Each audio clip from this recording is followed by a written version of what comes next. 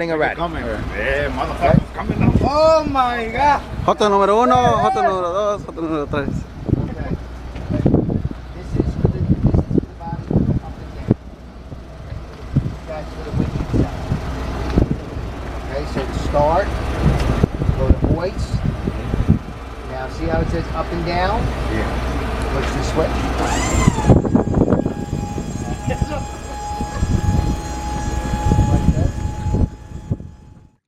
Okay guys, so the purpose of today's video is going to be a review of the switch and go system. Now that I have it for a couple of months, we'll go over the positives and the negatives about the system. We're going to compare it to a hook lift system, and we're going to decide if this truck is even right for you to own in your fleet. There's a rhyme and a reason why this truck is beneficial to just about every contractor on the planet Earth. We're going to get into it. So without further ado, let's get to it. Okay, so what you see going on here is we're just dropping the box. I'm teaching my main guy, JB, how to work the controls. So the first thing that you have to realize about switch and go is that this is a lighter duty system. It's not made for triaxle trucks. Okay, this is a system that I would not put on any truck larger than an F650. If you're going into a heavier truck, you'd be much better off going with a hook lift or a regular American roll-off hoist. So let's get that right out of the way. There is no benefit to you of a switch and go if you have a large, heavy-duty MGVW truck. Anything over 26,000 pounds, you should be going with a different system. That's the first thing I want to say. So now, if you decided you want to go under CDL truck, like this one here, like the 650 that I have, and you want to get maximum payload out of the vehicle, this is the system for you. The switch and go system weighs 500 pounds altogether. The reason for that is so that you can carry the most amount of weight on your truck without being overweight when the DOT cop pulls you over. So that's what you need to keep in mind. So with that, this winch that I have is the electric winch. It's the heaviest electric winch that they make. It's a 14-foot hoist that can winch 15,000 pounds. So the dumpster body you see in this video weighs in the mid-2000s. So figure after that you can lift around 6 ton, maybe 12,000 pounds, okay, of weight in the dumpster. Now, if you went with a hydraulic winch, which I strongly recommend that you do if you have an F650, okay, anything smaller than a 650, I think you're kind of wasting your money, because a hydraulic winch, they make 2 models. You can get a 15,000 pound winch.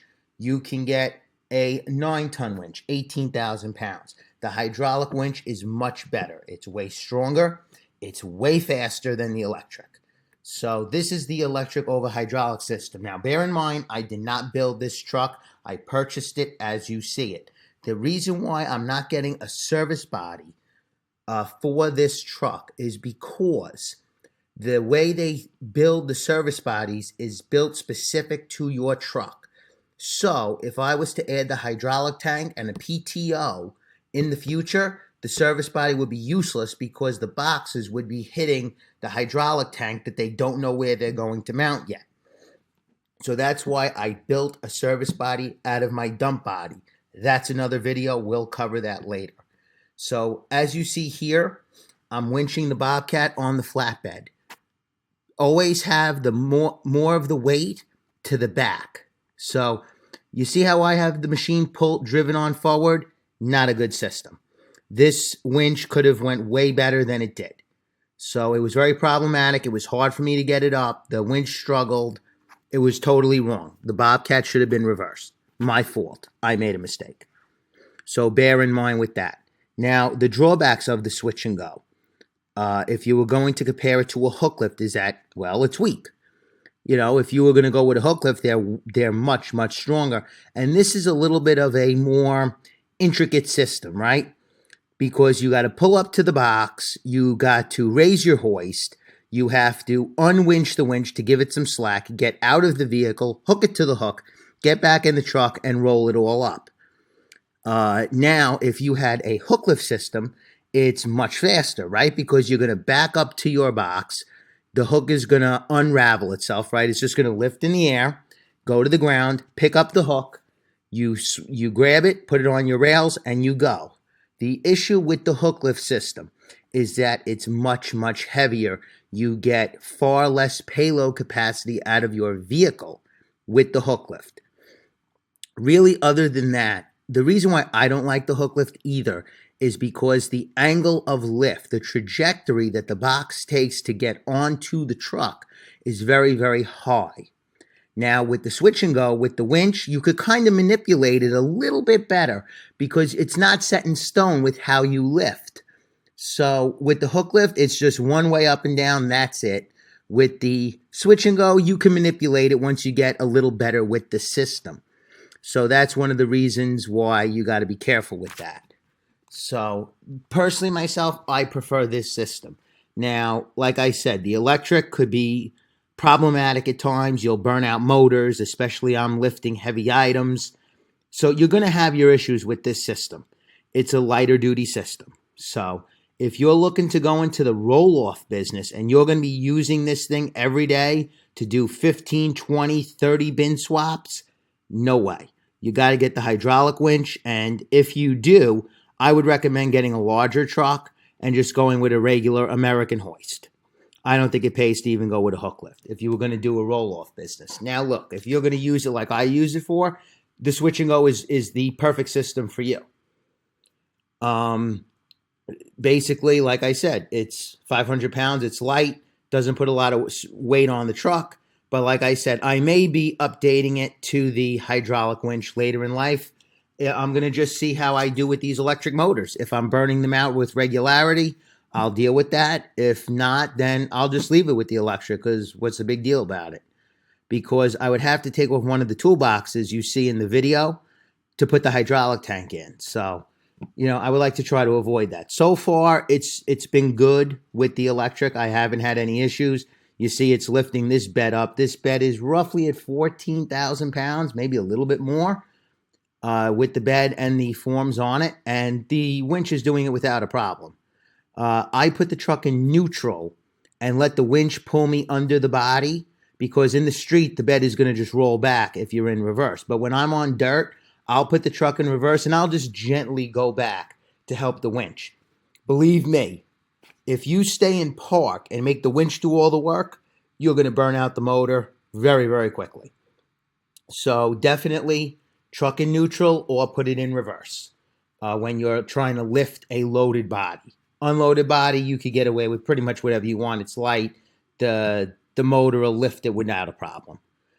To be honest with you, so far, I absolutely love this system. It has changed the way I operate my business.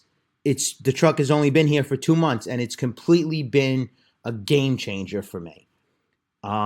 Versus a hook lift, like I said, the hook lifts are very strong, but I prefer the switch and go because, like I said, I want maximum payload, and I don't like the lift trajectory of it. Other than that, hook lifts are perfectly fine. A lot of guys own them on the island. They love them.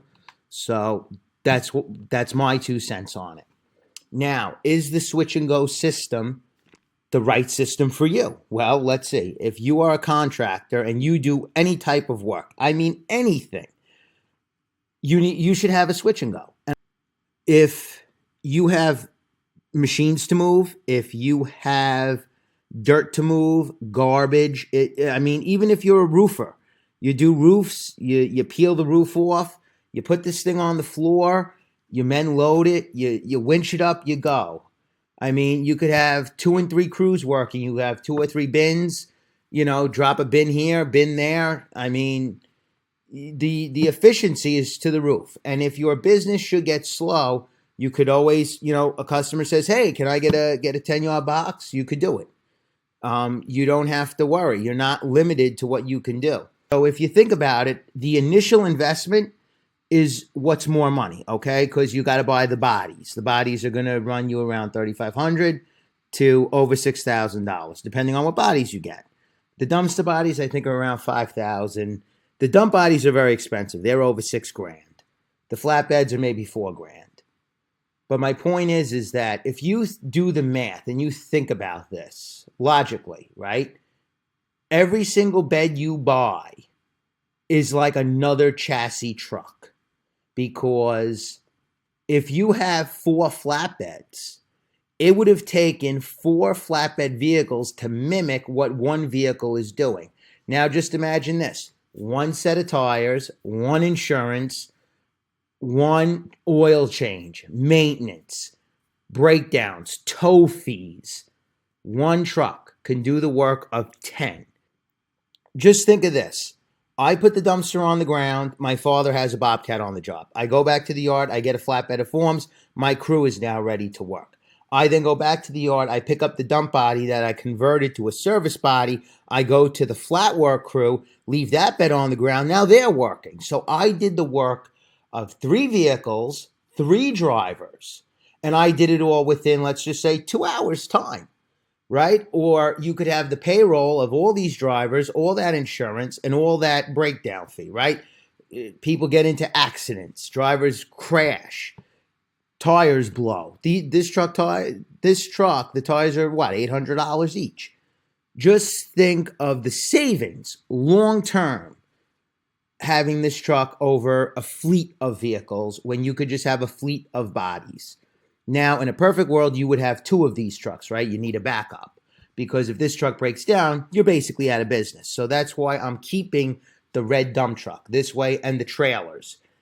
So if this truck should break down, when it does, because, inevitably it will, I can still be in business. I could still operate without this vehicle.